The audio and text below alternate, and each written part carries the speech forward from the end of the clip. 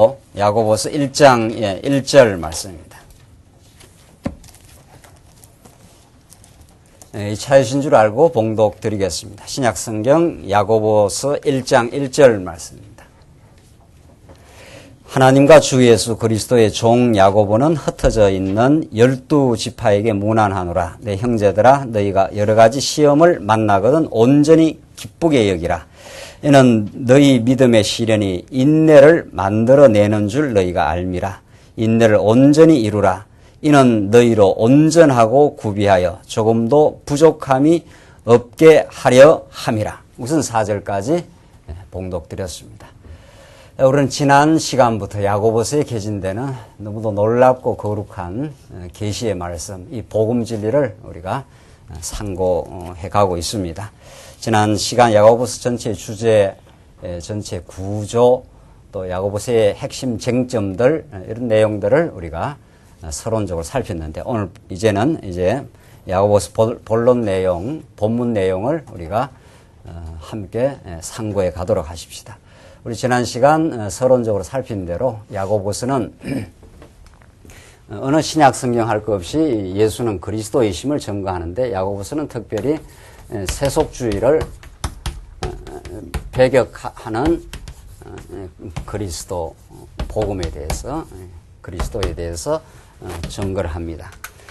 이 야고보서 말씀이 우리 이 세상을 우리가 살아가는, 이 광야 같은 세상을 살아가는 우리들이 얼마나 소중하고 적실하고 반드시 우리가 먹어야 될 생명의 양식인가 하는 것은 우리 첫 시간에도 우리 서론적으로 확인했습니다만은, 야고보서는 우선 1차 독자들은 오늘 본문에 나오는 대로 하나님과 주 예수 그리스도의 종 야고보는 흩어져 있는 12지파에게 문안하노라. 이 1차 독자입니다.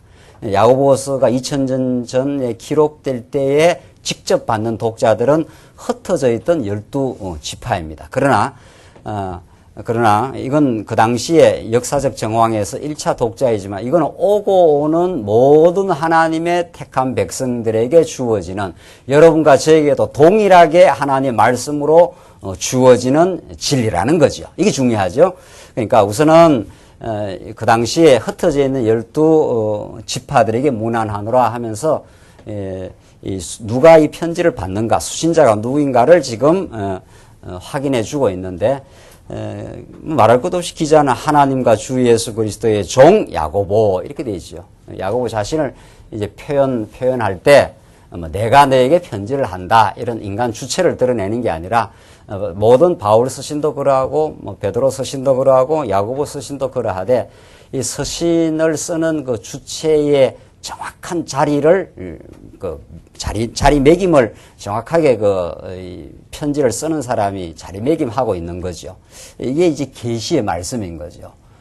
모든 일반적인 서신이나 모든 책들은 그 저자가 자신이라 이렇게 한단 말이죠. 세상에 어떤 책이 나오면은 저자 아무개 이렇게 모든 세상의 철학책이든 어떤 사상이든 그렇게 나가지 않습니까? 그러나 하나님의 말씀, 여러분과 제가 오늘 생명의 말씀으로 듣는 이 하나님의 말씀은 전혀 다른 거죠.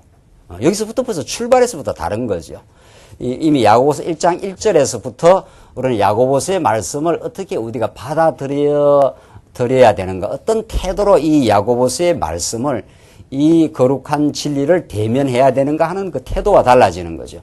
만약에 인간 야고보가 내가 너에게 편지하노니 이렇게 하면은 들어보고 따져보고 이건 내한테 적절하다 하면 받아들이고, 내한테 맞지 않아 보인다, 내 얘기는 야고보의 의견이니까, 의견이라는 건 절대적으로 절대적인 것은 아니니까, 우리가 교회 회의할 때 여러 가지 의견들을 개진하고 합의를 도출하기 위해서 토론도 하고 다른 사람 의견도 들어보고 그렇게 하지 않습니까?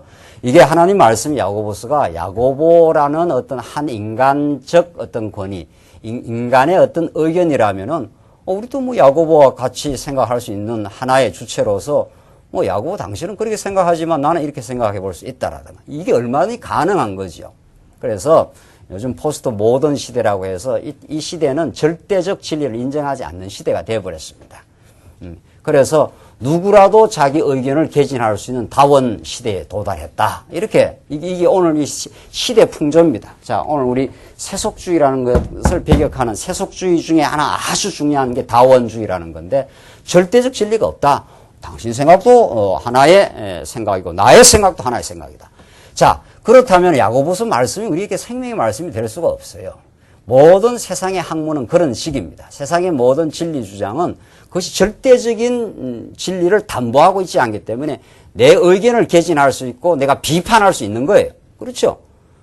그러니까 어떤 세상의 이론도 절대적 믿음의 내용을 갖고 있지 않는 거죠. 그렇잖아요? 내가 다른 토를 달 수가 있다. 이런 거예요. 그러나 오늘 본문 말씀 보시면 하나님과 주 예수 그리스도의 종 야고보는 이렇게 되어 있단 말이죠. 하나님의 권위와 그가 보내신 주 예수 그리스도의 권위에 붙들린 야고보이기 때문에 야고보서 말씀 자체가 야고보라는 기자를 통해서 증거되고 있지만 이것은 절대적 권위를 가지고 있는 하나님, 온 우주 만물을 창조하고 그가 지금 붙들고 있는 이 우주를 그 가운데 하나님의 교회를 붙들고 계시는 머리 대신 그리스도의 말씀이라 이렇게 우리는 이 말씀을 받아들이는 거죠.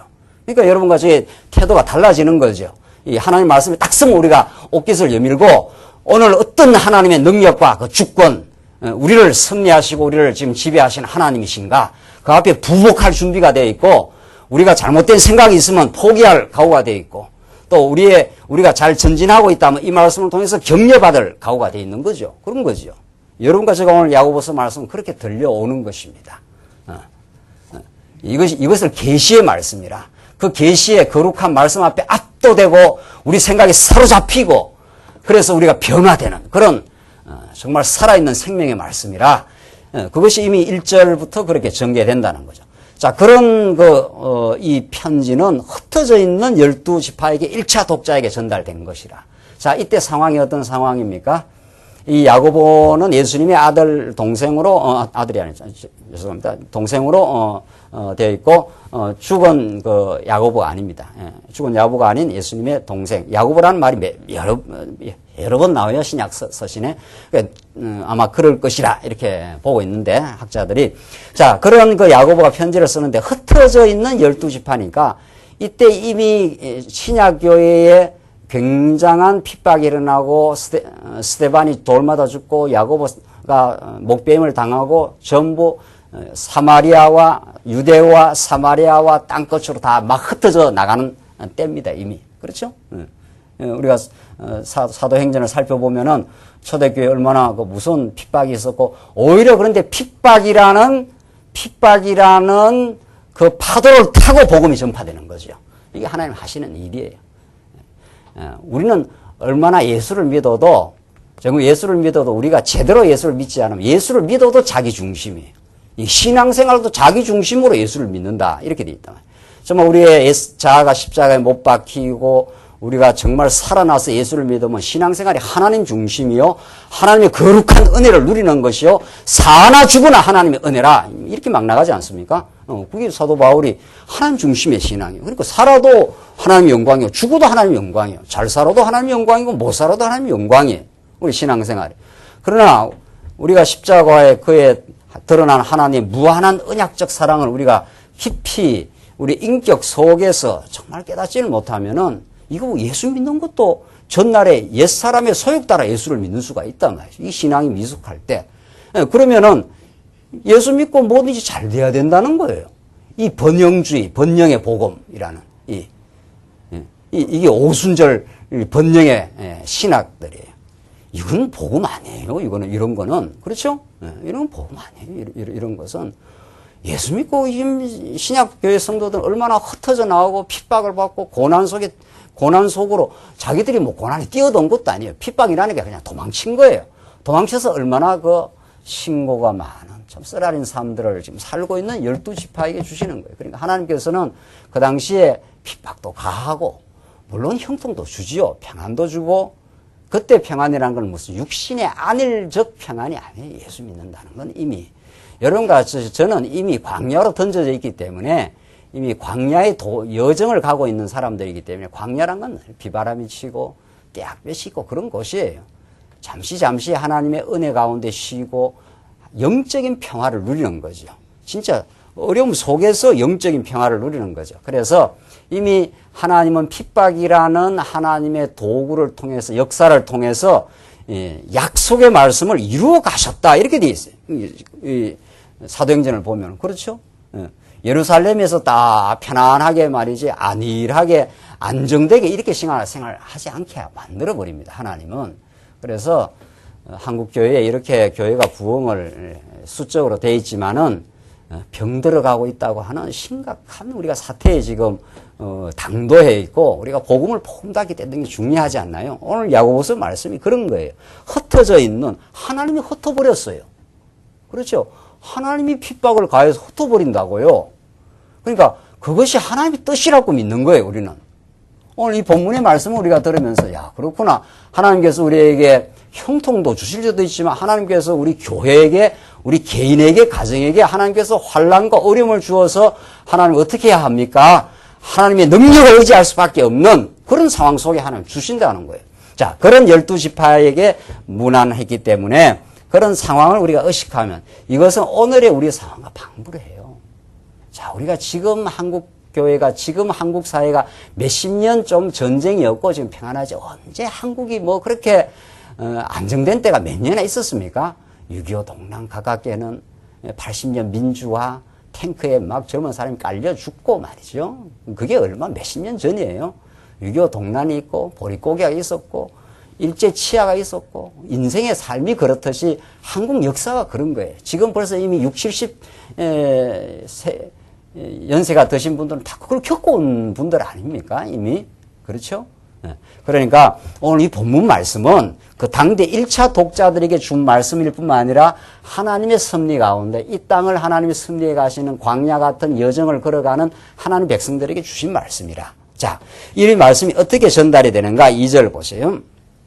2절 보시면은 우리가 지금 이 세속주의를 배격하기 위해서 첫째 크게 야고보서 우리 지난 시간에 확인한 대로 크게 두 파트로 나눠져. 믿음에 속한 행위. 자, 야고보서는 우리가 믿음의 행위를 이끌어 가시는 그래서 세속주의를 넉넉히 이겨가게 하시는 하나님의 역사인데 크게 봐서 믿음에 속한 행위와 정욕에 속한 행위로 크게 두 파트로 이제 나누어집니다. 여러분들 개론을 갖고 성경 공부할 때 개론을 기본으로 이제 보고 공부를 하셔야 돼요.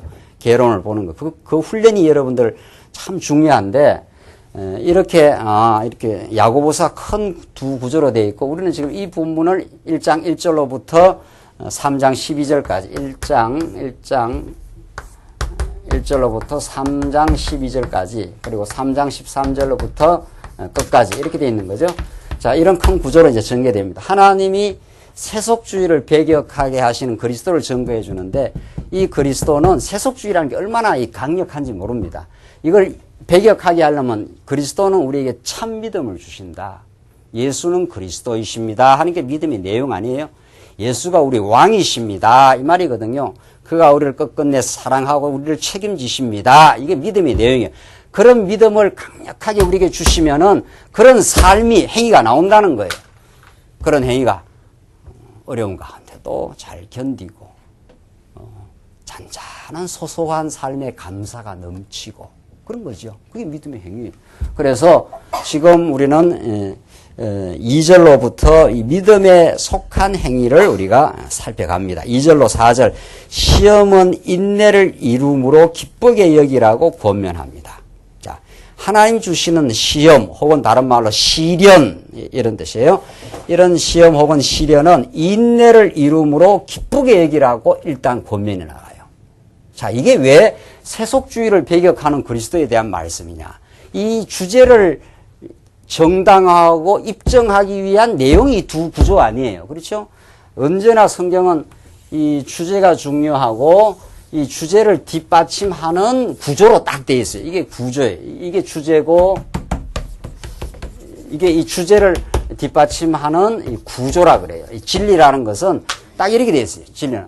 성경은 오락가락 이런 말 저런 말 하는 게 아니란 말이에요. 성경은 신약성경 어디라도 그리스도임을 증거해요. 이 땅에 오신 나사렛에서 나신 인간 예수가 우주 만물의 왕이시다. 이게 우리의 신앙 고백이죠. 진리의 메시지예요. 근데 그 그리스도가 야고보서의 말씀은 모든 신약 성경이 또 신구약 성경 전부가 구약은 오실 메시아를 증거하고 신약은 오신 메시아를 증거하여 하나님의 살아계심을 증거하는데 야고보서는 특별히 야고보서에 집중을 하면 우리가 야고보서는 세속주의를 배격하는 그리스도라 이렇게 된단 말이죠. 이걸 이 두 구조를 통해서 입증을 하는 거예요. 이 주제를. 그러니까 이 주제라는 게 얼마나 중요합니까? 또 그리고 이 구조라는 게 얼마나 중요합니까? 이게 야고보서를 읽어가는 그 핵심 내용이에요. 그러니까 야고보서는 여러 가지 내용들이 나와요. 여러 가지 쟁점들이 나온다고요. 시련 중에서 하나님이 권면하시고 언어 생활을 권면하시고 혹은 또 자기가 주인 노릇하는 것도 지적을 해주고 권면하고 또 외모로 판단하는 이런 문제 이것들이 전부 세속주의라는 거예요. 언어 문제, 외모 판단의 문제, 시련의 문제, 그 다음 자기가 주인 노릇하는 문제 이런 것들이 다 세속주의로 이렇게 커버가 되는 거죠. 세속주의의 구체적인 내용들이에요. 자, 세속주의를 좀 정의를 내려봅시다. 세속주의라는 것은 야고보서 전체가 말하는 세속주의라는 건 무엇이냐? 이렇게 정의 내려갈 수 있어요. 야고보서 전체 내용을 살펴보면은 자기 힘으로 하나님의 주권과 능력으로 오늘 우리 찬양대가 무슨 일을 당하여도 어떻게 해요? 한번 찬양 다시 할까요? 예. 무슨 일을 당하여도 어떻게 해요? 예수 의지합니다. 이게 이제 세속주의를 이기는 찬양이에요. 세상에 얼마나 시련이 많습니까? 세상에 어려운 일도 많고 무슨 일을 당할 때가 많죠. 그럴 때마다 어려움을 주신 분이 메시아고 어려움을 주신 분이 그리스도. 그분이 나를 뜻이 있어서 주셨다. 이걸 이제 믿는다는 거예요. 그 믿음이 온다는 거예요. 자, 그러니까 세속주의라는 건 우선 자기 힘으로 해요.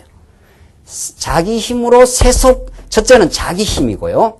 예수 힘이 아니고 하나님의 능력이 아니라 자기 힘으로. 이게 옛날에 우리가 옛사람의 구습 아닙니까? 우리가 예수 몰랐을 때 살아왔던 자기 힘으로 세속적 가치를 획득해서 이렇게 돼 있어요. 자, 세속주의를 정의하면 한 세 가지 요소가 있는데 자기 힘이라는 게 전제되어 있어요. 원래 자기 힘이 없는데 자기 힘을 내려니까 얼마나 용을 써야 되겠어요. 그렇죠? 모든 게 다 하나님 주시는 힘인데 그렇죠? 하나님께서 우리에게 베풀어 주는 힘인데 하나님과 영적인 관계가 딱 끊어져 갖고 타락한 인생은 자기 힘으로 자기가 살려고 해요. 그래 얼마나 힘든지 몰라. 편하게 정말 유쾌하게 한번 기뻐해 볼 수가 없어. 왜냐하면 자기 힘으로 살려는데 세상은 언제나 고달프거든. 힘들거든. 자기 힘보다. 자기 힘으로 헤쳐가기 어려운 일을 자꾸 당하니까. 두 번째, 자기 힘으로 세속적 가치를 획득하여 자신의 안전과 행복을 누리려고 하는 일체 시도, 이걸 세속주의라 해요. 성경 이 야고보서를 잘 살펴보면은 내가 이런 말이에요. 내가 야고보서에 나오지 않아요? 내가 아무 도시에 가서 1, 2년을 유하여 내가 돈을 벌여 이익을 보아 잘 살아보겠다. 이렇게 하는 자야. 그러지 마. 너는 잠깐 보이다가 사라질 안개야. 그렇게 나오지 않아요? 야고보서에 나오는 말씀이에요. 야고보서에 나오는 말씀이라고요. 기억하십니까? 네. 그러니까 일단 내가 나가요. 내가. 자기 힘으로 이런 말이니까. 두 번째. 인간이 자기 힘을 통해서 세속적 가치를 획득해요. 그 중에 가장 대표적인 게 뭐겠어요? 여기서. 여러분이나 저나 좋아하는 거 있잖아요. 아주 좋아하는 거 있잖아요. 안 좋아합니까? 아주 좋죠. 너무 좋죠. 좋다고 그랬어요. 좋아요. 너무 좋은 거예요, 그게. 얼마나 좋은지 말이죠. 얼마나 그게 좋은지. 그게 신의 자리에 올라가 있어. 하나님의 자리에 올라가 있어. 그리고 그것을 획득하면 즐겁고 그것이 없으면 슬퍼. 그것이 있으면 내 삶이 안전이 보장이 되고 안전과 행복이 보장되는 것 같은 그 착각과 그 허망한 망상. 그게 모든 현대인들을 지배하는 망령들이에요. 현대인들을 지배하는 망령들이에요. 그 도깨비 같은 망령들이 우리 인생을 지배한다고요. 그래서 이 야고보서의 말씀을 잘 깨닫고 정말 성령의 말씀을 들으면 이거 망령이구나 이거 도깨비 같은 망령이구나. 내가 망령이 잡혔구나 내가. 망령이 잡히면은 인생이 제정신을 못 차려요. 제정신을 못 차리기 때문에 인생의 진정한 실상과 나의 실상을 못 봐요. 나의 실상을 못 보기 때문에 그 에너지가 망령에게 다 사로잡혀 있기 때문에 다른 사람을 사랑할 수 있는 에너지가 없어요. 그렇게 되는 거예요. 그래서 모든 예수를 모르는 사람은 그 망령에 사로잡혀 에너지를 거기다 다 소진해버려요. 그게 집착이 되어 있기 때문에. 그래서 사랑할 힘이 없어요. 자, 그 붙들림 바로부터 진리는 너희를 어떻게 한다고요? 자유케 하리라. 아, 이건 정말 실감나요. 자, 이제 여러분들이 말씀을 들으시면서, 아, 내가 어디 붙들려 있구나. 집착이 돼 있구나. 여기서 진리를 깨달으면 거기서부터 자유하게 되는구나. 거기서 자유로움을 가질 때 얼마나 마음의 기쁨과 평화가 있고, 거기서부터 샘솟는 에너지가 솟구치고, 정말 마음의 평안이 찾아오고, 감사가 찾아올 때 이웃을 섬기고 사랑할 에너지가 나옵니다. 두 번째, 돈이라는 세속적 가치가 있죠. 두 번째, 권력이라는 세속적 가치. 권력이 얼마나 중독적이고 권력을 얼마나 특히 남자들이, 요즘은 여자들도 마찬가지더라고요. 남녀 할 거 없어요. 조금 더 우선 현상적으로 드러날 때는 남자가 권력과 지위를 그렇게 좋아하는 거예요. 왜? 그걸 쥐면 안전하게 느껴져요. 어떤 사회적인 지위와 권력을 딱 자리를 잡으면 됐구나. 내가 사는데 안전하구나. 그것이 안 되면 굉장히 불안해요. 굉장히 불안해요. 그렇죠? 그것이 없으면 언제나 불안함을 느껴요. 그래서 특별히 남자는 그런 사회적 지위를 못 얻었을 때 스스로도 자기를 모멸하고 스스로도 혐오하고 스스로 죽어버려야 되겠다라고 생각하고 그러는 거예요. 이 한국 사회가 워낙 그런 것을 강조하고 그런 쪽으로 하니까 자살률이 지금 얼마나 극도로 올라간다는 거예요. 왜? 내가 살 이유가 없다는 거예요. 그걸 내가 획득하지 못했을 때.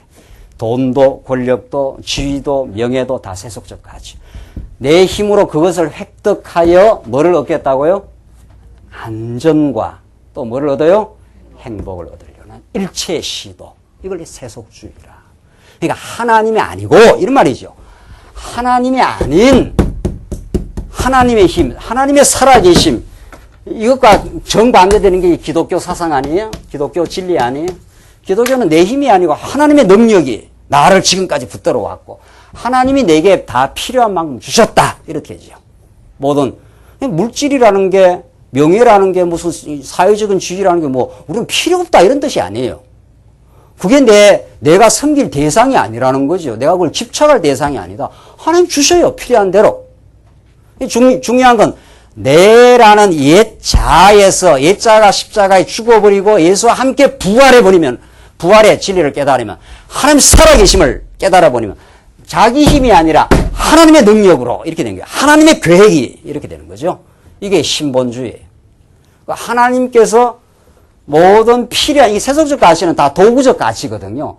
내가 섬길 대상이 아니에요. 금송아지가 아니란 말이죠. 내가 섬길 대상이. 그렇죠? 내가 필요한 대로 쓰는 거예요. 필요한 대로 열심히 버리고. 그렇죠? 내가 마음대로 이렇게 주장을 하기 때문에 이게 물질이 나의 도구가 되는 거죠. 그게 자유한 거죠. 이게 나를 또 쥐고 있으면은 그게 망령 아니에요. 도깨비 같은 망령이 나를 딱 쥐고 있단 말이에요. 그게 나를 이끌고 간단 말이에요. 그게 나를 이끌고 가.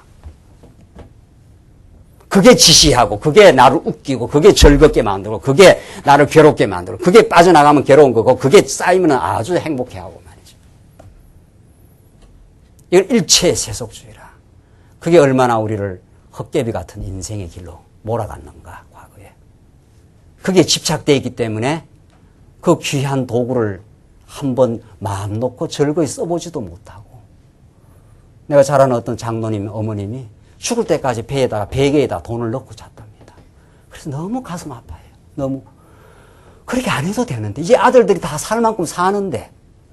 너무 어렵게 남편 먼저 보내고 힘들게 살다가 이 돈 없으면 내 자식들 다 굶겨 죽인다고 생각해가지고. 그걸 베개에다 돌아가시고 나니까 베개에다 돈을 집어넣고 그걸 쥐고 죽었대요. 세상에 이런 헛개비가 있냔 말이에요. 중요하죠. 돈 중요하죠. 돈 귀하게 버리고 귀하게 잘 관리해야지요. 그러나 그렇게 베개에 놓고 그 때문에 막 절절절절 하다가 죽어야 될 대상은 아니잖아. 그 도깨비 같은 거예요, 그게. 그래서 하나님을 하나님답게 알면 세속적 가치가 자기 자리매김대로 딱 내려가요. 그래서 내가 그것 때문에 안정과 행복을 얻는 게 아니에요. 그것이 좀 없어진다고 해서 내가 불안할 이유가 없는 거예요. 하나님 날 지켜왔어. 이렇게 되는 거죠. 하나님 나의 왕이셔. 예수가 진짜 그리스도이셔. 여러분들, 예수는 여러분들에게 어떤 분이십니까? 왕이십니까? 가끔 한번 불러내는 그런 분입니까? 필요할 때. 여러분의 왕이십니까? 여러분이 태어나기 전부터 여러분을 알고 계시는 왕이십니까? 지금까지 여러분의 삶을 인도해 오신 왕이십니까? 앞으로도 인도해 가실 책임지실 왕이십니까? 그럼 불안할 이유 있습니까? 그래도 불안하죠, 또. 싸우는 게 없어, 아직. 그것과의 싸움이에요. 신앙은 여러분의 내면과의 싸움이에요. 자, 이게 세속주의. 이 세속주의를 무슨 수로 이기느냐? 우리 힘으로 안 된다, 이렇게 돼 있어요. 우리 옛사람 힘으로는 안 된다는 거예요. 끊임없이 옛사람은 어디로 돌아가려고 합니까? 가나안 땅으로 가려고 하는 게 아니라 어디로 돌아가려고 해요?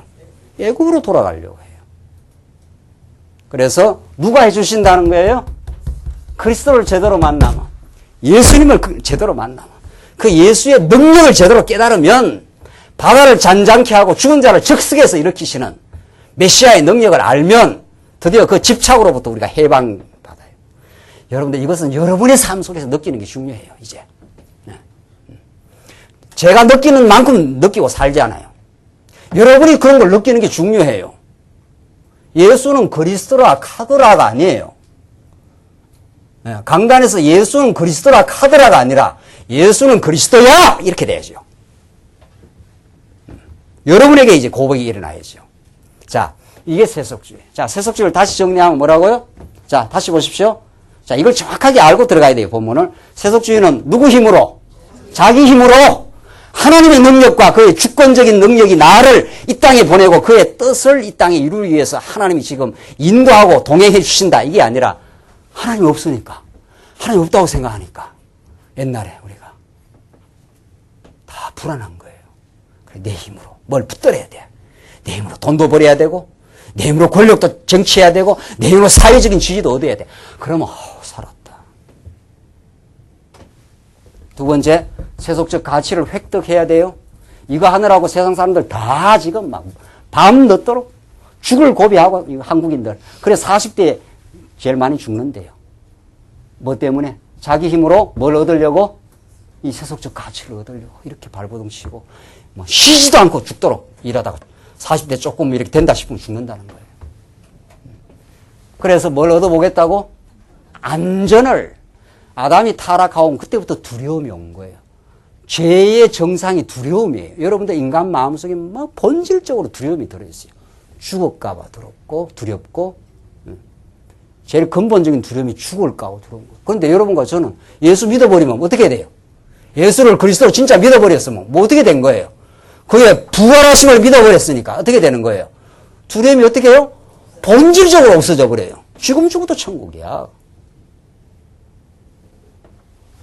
안전에 대한 욕구가 없어져요, 우리는. 예수 안에 우리가 있는데. 죽어도 살겠고, 살아서 나를 믿는 자는 영원히 죽지 않는다. 행복? 뭐가 행복입니까? 지금 오늘날 21세기의 화두가 행복이에요, 지금. 뭐가 행복이에요, 뭐가? 이거는 이 행복론에 대해서는 지금 오전에도 우리 공부하고 있고, 이거는 수십 시간, 수백 시간을 한번 강의를 해야지요. 도대체 행복이 뭔지. 자, 이제 야고보서를 통해서 진짜 행복이 뭔지, 내가 얻고 싶은 걸 얻어야 행복한 건지, 지금 이대로가 행복한 건지, 둘 중에 하나예요. 내가 지금 뭘 얻고 싶은 걸 얻어야 행복한 건지, 지금 여러분과 저의 이 상태 그대로가 가장 행복의 조건이 주어져 있는지. 어떤 거예요? 전자예요, 후자예요? 후자죠? 지금 이대로가 행복의 조건이. 누구 때문에? 그리스도 때문에. 그분이 나를 위해서 죽어줬다는데. 그렇죠. 그분이 나를 위해서 십자가에서 피 흘려줬다는데, 창세전에 나를 사랑하셨다는데, 그래서 우리는 그게 별로 중요하지 않고 내 눈에 보이는 게 중요해. 지금 이걸 실현해야 하고 이걸 얻어야 돼. 자, 야고보서는 우리에게 심각한 도전을 던져주고 우리가 참으로 새로운 이 세속 가운데서 얼마나 변화되게 사는 삶을 이끌어가는지, 이런 세속주의를 이기게 하시는데, 2절 세속주의의 첫 번째가 시련의 문제예요.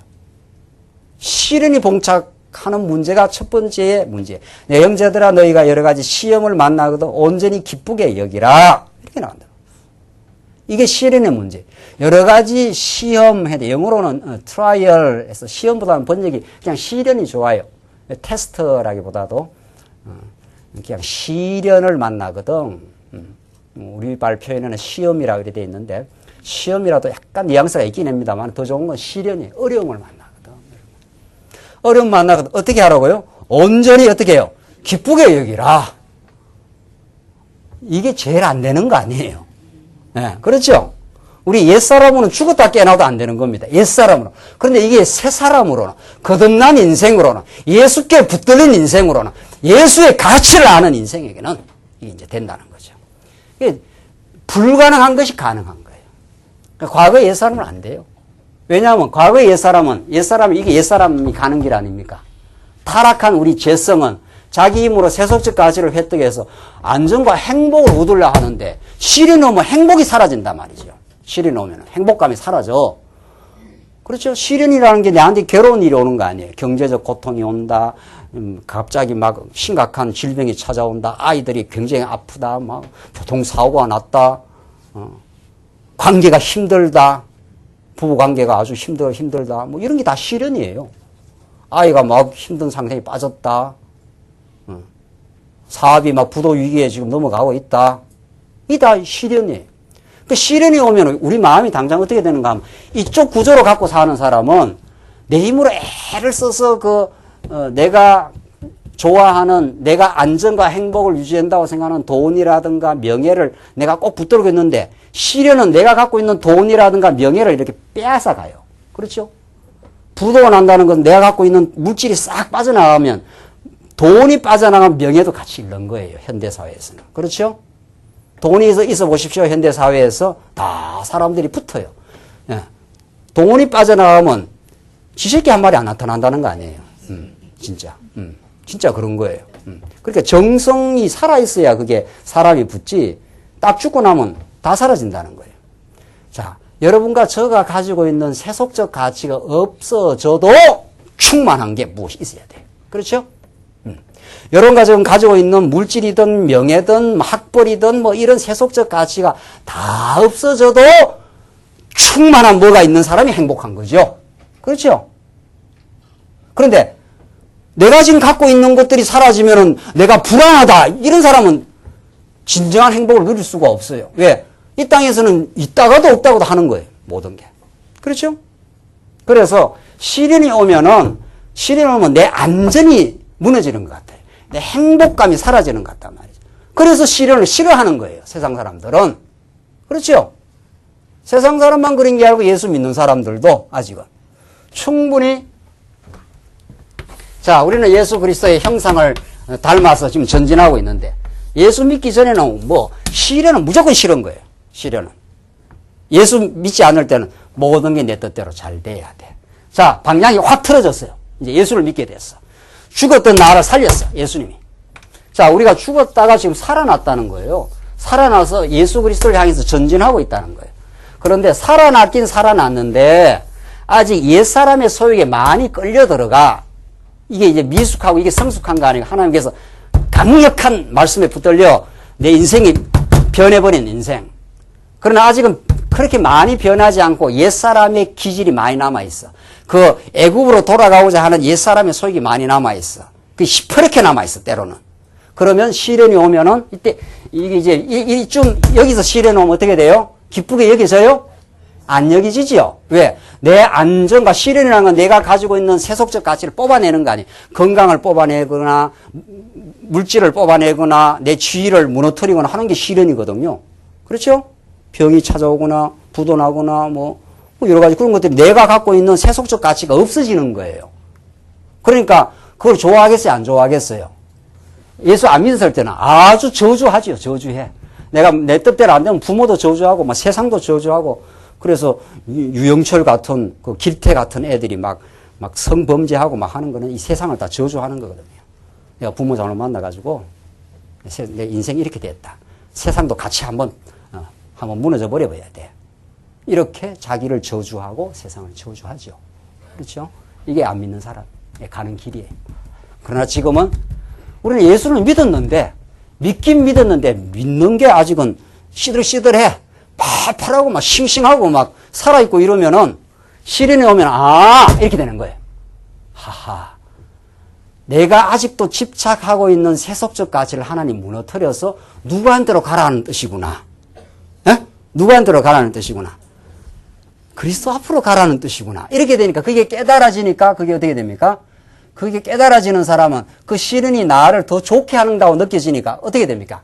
기쁨이 옵니까? 안 옵니까? 이게 영적인 기쁨, 하늘의 기쁨이에요. 그렇죠? 아멘이십니까?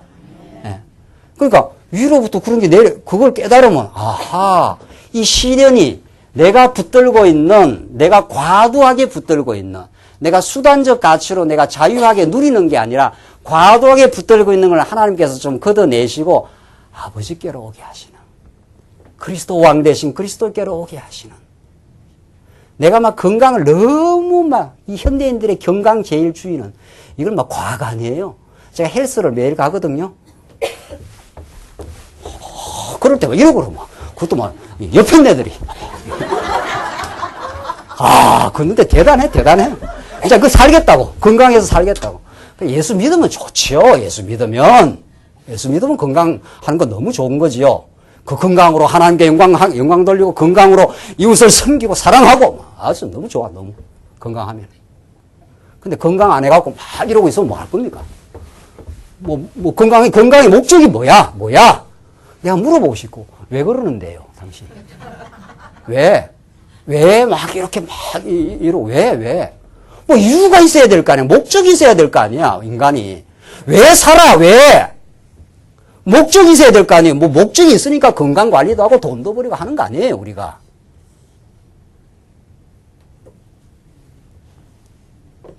몰라. 나는 건강해야 돼. 이러는 거예요. 그건 나한테 묻지 마. 그런 거 물으면 골치 아파. 나는 무조건 건강해야 돼. 건강해야 안전하고 건강해야 행복하고. 그 건강제일주의, 건강이라는 우상의 망령이 현대인들을. 왜? 지금 먹고 살만 하거든, 이제. 어지간히는, 물론 지금도 먹고 사는 문제가 참 시련 가운데 있는 성도들도 있어요. 대체로 봐서는 먹고 살만 해요, 이제.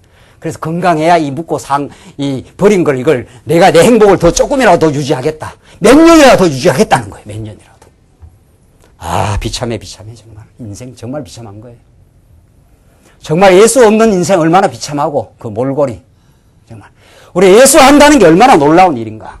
그러니까, 이쪽 아직 예수를 제대로 모르면, 그 진리에 붙들리지 않으면, 옛사람의 소속이 워낙 강하니까, 시련이 오면 싫어, 그만. 네, 왜 시련을 받아야 되냐. 하나님 입장 바꿔놓으면 생각해보라고, 생각해보라. 내가 지금 이렇게 살아서 되겠느냐고. 내가 예수를 믿은 지 얼마나 되고, 지금. 교회에서 직분을 갖고 지금 몇 년 살았는데 두도가 나다니. 이게 무슨 이런 경우가 있냐고 말이지. 이 시련 오면 그냥 비틀비틀 하는 거예요. 시련 오면. 그 뜻을 모르니까.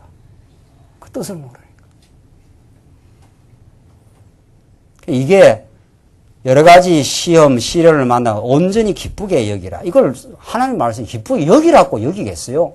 이미 야고보서 이전에 복음의 말씀이 전제되어 있는 거 아니에요.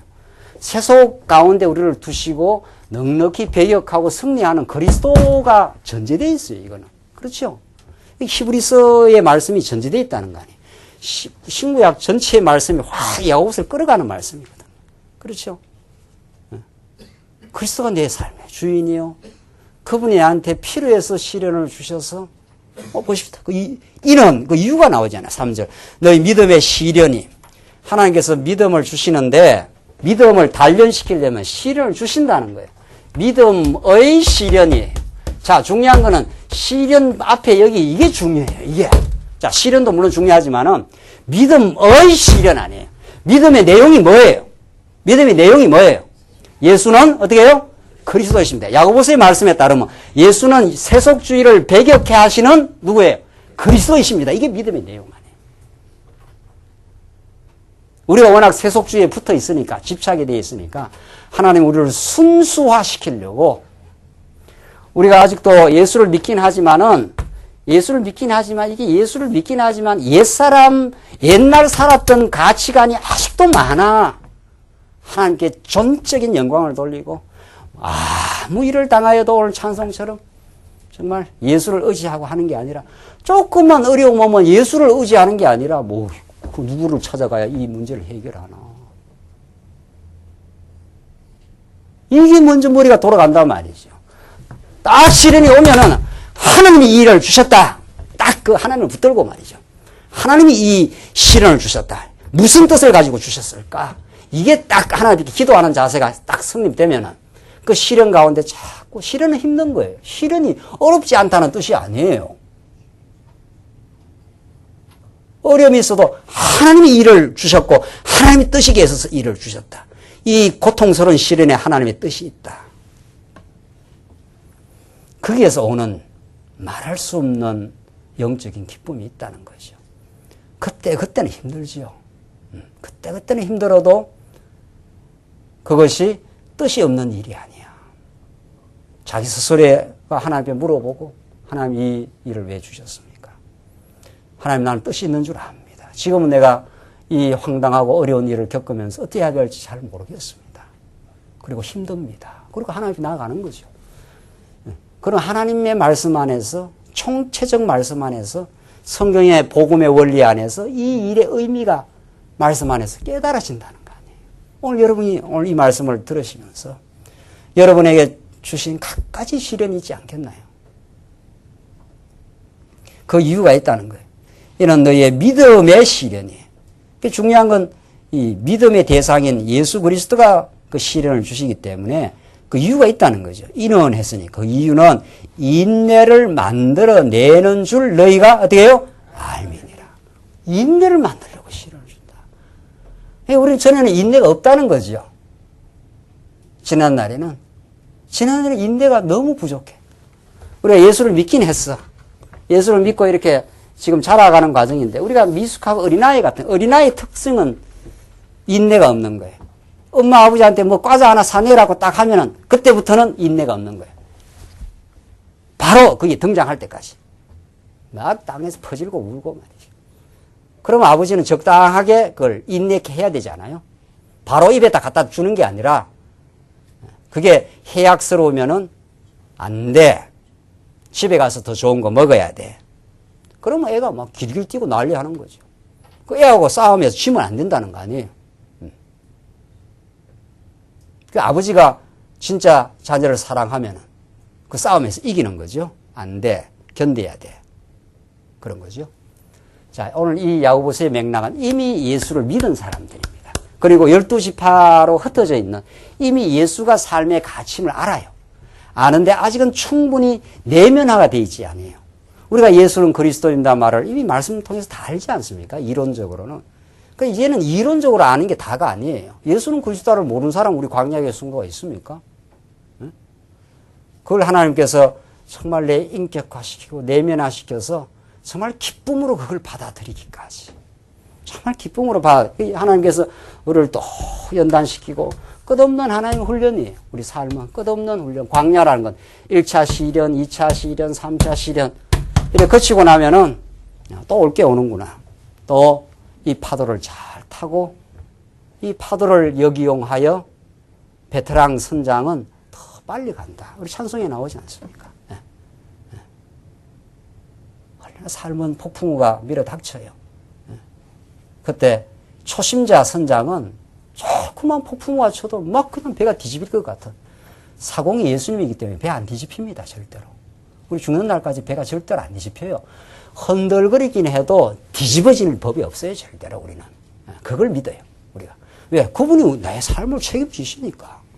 그래서 그 고비를 여러 번 삶의 시련을 겪고 나온 사람은 다음 시련이 와도 오히려 그 이 풍랑 인하여 더 빨리 어떻게 해요? 가요. 누구 앞으로? 우리 아버지 앞으로. 우리 그리스도 앞으로. 그렇죠. 자, 오늘 이런 말씀들이 정말 여러분에게 생명의 말씀이 되시고 정말 그렇구나. 내게 부딪혀 있는 시련들이 인내를 만들어내는 줄 너희가 알미라. 하나님 나를 인내케 하시는구나. 근데 이 인내의 열매가 얼마나 아름다운지 모릅니다. 인내를 좀 키워간 사람, 얼마나 요지부동의 든든한 신앙 인격이 되는 거예요. 인내를 키워간 사람, 정말 스스로는 요지부동의 신앙 인격으로 성장할 것이고, 그런 시련을 또 많이 겪고 자란 사람은 다른 사람의 시련을 겪는 사람을 공감해 줄 수 있는 성도님 많이 힘드시겠습니다. 그러나 하나님 살아 계십니다. 이 공감을 하려면은 자기도 그렇게 겪어봤어야 돼. 그렇죠. 자기도 겪어봤어야 돼. 여러분이 하나님이 쓰시는 귀한 종으로 다 이렇게 붙들어서 여러분의 자녀들도 신앙으로 인도해 갈 것이고, 이제 여러분의 지체들도, 여러분의 구역 식구들도, 여러분이 다 이제는 다, 제가 오후 시간에 우리 특강하면서, 우리 온 성도가 다 사역자예요. 우리 말씀 운동은 정말 온 성도가 다 사역자라고요. 뒤에 귀한 우리 청년들도 나는 그냥 말씀을 조금 듣고 간다. 이러면 말씀이 깊이 안 들려요.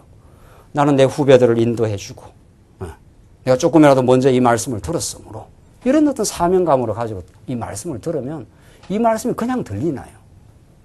그래서 내가 겪어온 일을 그 믿음의 후진이 경능을 보면 안타깝게 바라보고, 그렇죠? 정말 아픔을 공감을 해주면서 정말 하나님이 우리에게 믿음 주셔서 인내를 만들어내시는 거룩한 고귀한 신앙 인격을 만드십니다. 저는 참지 못하고 조금만 자기 틀리면 자기 뜻대로 안 되면 화가 나고 이러던 사람이 자꾸 하나님의 뜻을 발견하게 되고, 4절 인내를 온전히 이루라. 이는 너희로 온전하고 구비하여 조금도 어떻게 해요? 부족함이 없게 하려 함이니라. 나오잖아요. 하나님 인내의 과정을 온전히 이룰 때까지 하나님 계속 시간의 과정을 거친다는 거예요. 하루아침에 우리 신앙이 자라는 게 아니라 이 길고 긴 과정입니다. 신앙생활은. 그렇게 간단하지 않습니다. 딱 말씀 듣고 막 로마서 듣고 확 뒤집어져 갖고 막 금방 성화가 되는 게 아니에요. 이 긴 과정을 거쳐가야 돼요. 같이 살아보고 겪어보고 실수해보고 또 한번 넘어져보고, 그러나 하나님 붙들어 주셔서 또 서고, 그렇죠? 그러니까 이 인내를 온전히 이루는 긴 과정이 있어요. 그렇게 과정을 거치는 것은 너희로 온전하고 구비하여 성숙하는 거예요. 온전, 여기서 성숙해. 이 얼마나 이 성숙이라는 이 성숙의 기쁨이 이루 말할 수 없어요. 이건 정말 예수 믿는 이 기쁨을 정말 누리는 거예요. 야, 전에 내가 못 참았는데 참아지는구나. 저는 내가 막 시련에 오면 그냥 막 기리기리 뛰고 난리 했는데, 이게 정말 기쁨의 역사구나, 하나님이. 이럴 때 얼마나 마음이 든든하고, 정말 남들이 모르는 행복이 있는 거예요. 이 세상이 모르는 행복이 있는 거예요. 그런 것을 속 행복을 누리는 사람은, 그렇게 누리는 사람은 이제 다른 사람을 섬기는 사람이 되는 거예요. 그렇죠? 자기가 그런 속재미와 예수 믿는 그런 기쁨을 누려본 사람, 정말 다른 사람을 섬길 마음이 나오지 않나. 그래서 조금도 부족함이 없게 하려 함이라. 하나님이 어떤 분인데요, 도대체? 하나님은 그냥 시원찮은 분이 아니에요. 하나님 정말 자비가 많으시고 지혜가 많은 분이고 우리를 위한 참 극진하신 분이에요. 그러니까 우리를 온전하고 부족함이 없이 하나님께 채워서 우리를 성장시켜 주겠다는 거예요. 사랑하는 성도님들, 지난 일주일 동안도 지금 여러분들에게 이런저런 상당히 일정 기간 긴 시간을 거쳐가면서 지금 부딪혀온 시련들이 있습니까? 오늘 이 말씀이 정말 하나님이 시련을 주시고 하나님이 시련을 통해서 하나님을 배우게 하신다. 이게 언약의 말씀 아닙니까? 그렇죠? 하나님이 다 하시는 일이에요. 하나님이 사랑하는 우리들에게 왜 시련을 주시느냐 말이죠. 이게 우리가 늘 살아가면서 하나님께 던지는 질문 아닙니까? 그 질문을 우리가 제대로 던지고 제대로 답을 얻어야죠. 그렇죠? 왜 오늘 우리가 이 야고보서의 말씀을 듣느냐 말이죠. 왜? 우리는 세속주의에 너무 함몰이 되어 있어요. 세속주의에 너무 함몰이 되어 있으니까 조금만 시련이 오면은 자기 힘으로 열심히 뭔가 얻어놨는 것이 사라지는 것 같으니까 당장 불안해요. 당장 불행감이 찾아와요. 그러니까 하나님께 나가는 게 아니고 그냥 세상의 방법으로 그 시련을 이기려고 하는 거죠. 자, 오늘 이 말씀 우리가 들었다면은, 여러분 지난날도 이 말씀 들었고 예수는 그리스도라는 걸 많이 들어왔지 않습니까? 이 말씀이 정말 우리에게 생명의 양식이 되게 하시옵소서. 시련이 올 때 시련을 주신 하나님을 바라보게 하시옵소서. 우리 믿음의 주요 온전케 하시는 예수를 바라보라. 이게 히브리서에 나타난 말씀이에요. 믿음을 주실 뿐 아니라 이걸 키우시는 온전케 하시는 분이 계시다. 그분이 내게 뜻이 있어서 주신 것이다. 이렇게 전진하라는 거예요. 자, 그런데도 우리가 낭망할 때가 있어요. 자, 오늘 이런 말씀 들어도 또 부딪히면 또 낭망해요. 그러면 5절의 말씀이 이제 여러분과 저에게 들려지는 말씀이에요. 누구 중에 누구든지 지혜가 부족하거든 모든 사람에게 후히 주시고 꾸짖지 아니하시는 하나님께 구하라. 그리하면 어떻게 해요? 주시리라. 약속의 말씀이 나오지 않나요? 그렇죠? 자, 이게 믿음 가운데, 믿음의 시련 가운데 기쁨을 누리라는 게 그렇게 간단한 과제가 아니라는 걸 여러분과 제가 알고 있죠? 그렇죠? 이렇게 말씀 듣고, 아, 예수가 최고, 예수가 주신 것이야. 이렇게 해도 또 우리는 웬만큼 어지간한 거 부딪혔다 하면은 원망부터 나오고, 남의 탓부터 나오고, 당신 때문에, 누구 때문에 튀어나온단 말이죠. 이 세속적 가치에 꽉꽉 쩌들려서 그래요, 우리가. 그렇게 우리가 쓰러지는 인생들이에요. 그런데 낙심하지 말고 5절을 붙들라는 거예요. 참, 정말 야고보서 정말 대단한 말씀이에요. 여러분과 제가 성장해 가는 과정에서 연약성을 알아요. 우리가 워낙 세속적 가치에 똘똘 그냥 아주 막 똘똘 우리가 과거에 살아왔던 인생이 그 옛사람을 예수는 그리스도라고 하는 그의 왕되심을 깨닫고 그의 십자가 사건에 우리가 같이 못 박히고 그래서 살아난 새로운 인생 됐다는 사실을 우리가 진짜 그 로마서부터 배워온 말씀 아닙니까? 야, 나라는 인생이 이제는 내가 산 것이 아니구나. 이제 내가 산 것이 아니구나. 내 안에 그리스도가 사신 것이니. 내 안에 그리스도가 사신 것이니. 내가 이제 이 육신으로 사는 것은 나를 사랑하사 그리스도를 이 땅에 보내신 그 예수를 믿는 믿음 안에서 사는 것이라. 믿음은 여러분들 이 실제 사건 아닙니까? 믿음은 황당한 게 아니에요. 뭐 안 믿어지는 거 억지로 믿는 것도 아니고 내가 이 땅에 원하는 걸 믿는 것도 아니고 하나님이 주신 선물이에요. 예수는 우리의 최고의 선물이에요. 예수는 우리의 최고의 선물이라고요. 조그마한 선물만 봐도 우리가 감격하고 감사하지 않습니까? 그렇죠? 여러분들 자주 좀 선물 주세요. 남편도 아내에게 주고 우리 자녀에게도 선물도 주고 편지도 써주고 그거 다 사랑의 표현들이에요. 네? 그것만 봐도 우리 너무 좋아하지 않나요? 네? 우리 한국인들은 너무 표현할 줄을 몰라서 속으로만 사랑하면 잘 몰라. 그 선물 주세요. 선물 조그마한 선물도 주고 네? 조그마한 선물 봐도 너무 좋은데 네? 생명을 송두리째 그가 이 땅에 찾아오셔서 마리아의 몸에 잉태되는 사건부터 이 놀라운 선물이에요. 그가 평생을 고난을 받으시고 십자가로 뚜벅뚜벅 우리 대신 가시고 죽으시고 뭐 이 세상에 이거 이상 선물이 있습니까? 그래서 영원한 하늘나라를 우리가 선물로 주시고 새하늘과 새 땅을 주셔서 우리가 이젠 다시는 죽음에 두렵지 않고 이 선물을 주셨어요. 이 생명의 선물을 주셨어요. 너희 중에 누구든지 지혜가 부족하거든. 자, 이제 지혜 문제가 나오지 않나요? 우리 지난 시간 했어요. 야고보서는 근본적으로는 믿음의 행위를 말하는 것 같지만은 표면적으로는 근본적으로는 지혜로 오신 예수 그리스도를 증거하는 거예요. 너희가 지혜가 부족하냐? 왜? 부족합니다, 하나님. 우리가 옛사람, 이건 지혜 없이 살았거든요. 예수를 모르고 살았잖아요. 우리를 통치하시는 그분이 우리가 살아계신다는 걸 모르고 살았지 않나요? 그렇죠. 그래서 다 내 힘으로 살려고 어릴 때부터 발부둥하고 산 거예요. 네.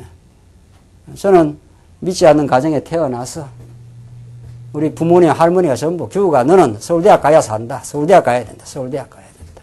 그게 저의 가치관이에요. 그게 저에게 주입된, 어릴 때 나도 모르게 주입된 가치관. 거기 안 가면 나는 죽는 줄 알았어. 거기 안 가면. 그래서 입신양명하고 출세하고 예수 믿고 나서도 그런 가치관이 아직 남아있더라고요. 그런데 복음답게 점점 깨달아 가니까 그것처럼 허망한 것이 없구나. 그것처럼 허망한 것이 학벌, 박사, 그게 내 인생의 가치를 규정해 주는 것이 아니라는 걸 깨달았어요. 그게 있거나 없거나 하나님이 나를 사랑하심을. 그것이 있건 없거든 하나님이 나를 사랑하셔요. 내가 오히려 실수하고 범죄하고 허덕거릴 때도 나를 사랑하셨어요. 그분이 살아계셔요. 여러분에게 예수는 어떤 분입니까? 여러분에게 예수는 여러분이 가지고 있는 돈과 바꿀 수 있습니까? 여러분의 건강과 바꿔치기 할 수 있습니까? 우리에게 돈도 건강도 다 사라질 거예요. 이제 언젠가는. 멀지 않아. 정말 멀지 않아 다 사라지게 되어 있습니다. 그때도 남아있는 가치. 예수의 생명, 예수의 그 영원한 사랑, 그의 영원한 약속의 천국이 우리에게 기다리고 있어요. 그 예수를 믿고 이제 오늘 지혜가 부족하거든 모든 사람에게 후히 주시고 꾸짖지 아니하시는 하나님 너무 넘치는 은혜가 있어요. 하나님 꾸짖지 않아요. 이 자식아 이거 그따구로밖에 못 사냐 이렇게 안 해요. 내가 부족하지. 그러니까 우리가 중요한 건 아버지께 나가는 길이에요. 버티지 말고 아버지 앞에 손 드는 길이에요. 하나님 내가 지혜가 없습니다라고 손 드는 길이 항복하는 길이에요. 지혜가 없으면서 버덩버덩 자기 힘과 자기 지혜로 살라니까 세상에 힘든 거예요. 그걸 예수님이 십자가 못 박아버렸다는 거 아니에요. 이런 다 받고 내가 승리했다. 내가 다 이루었다. 약속대로. 내가 살아있다. 내게 와서 내게 지혜를 구하라. 하나님 여러분과 저를 오늘 그렇게 여기 오신 거예요. 꾸짖지 아니하시나 하나님께 구하라. 그리 하면 주시리라. 하나님께 우리가 간절히 그런 구하는 마음으로 여러분과 제가 이게 나와 있지 않나요? 그렇죠? 하나님 지혜가 부족합니다. 아직은 지혜가 부족해서 자꾸 세속적 가치로 눈이 돌아갑니다. 그래서 내가 마음이 슬픕니다. 당신이 나를 얼마나 놀랍게 사랑하시고 생명 바쳐 사랑하시고 창세전에 나를 존재로 사랑하시고 내가 학벌이 있어야 사랑하는 것이 아니고